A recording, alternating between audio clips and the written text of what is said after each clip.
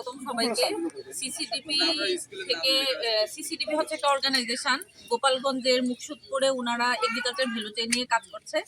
আজকে আমাদের দুস্থ স্বাস্থ্য কেন্দ্র আরএমটিপি প্রকল্পে ভিজিটে এসেছে আমাদের একজন বেনিফিশিয়ারি, ধর্মপাশা শেলবরসের বাচ্চাগঞ্জের বাচ্চা ভাইয়ের এখানে অনেক ধরনের ফার্মিং আছে, কোয়েল ফার্মিং, হাঁস ফার্মিং।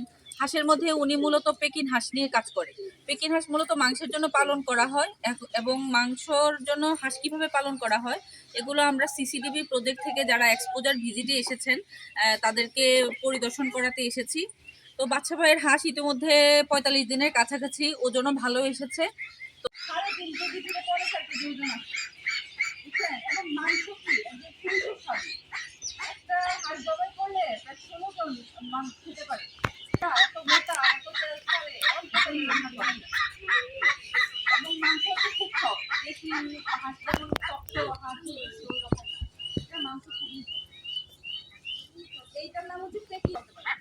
তবে সীমাবদ্ধতা হলো এই হাঁসটা আপনার রেডি ফিট হতে হবে।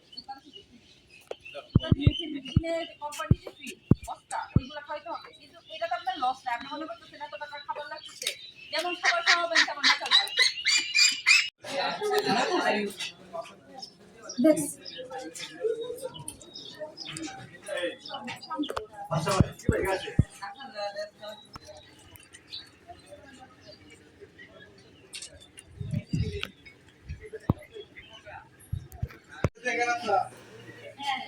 দেখেন তারপর প্রশ্ন হবে না।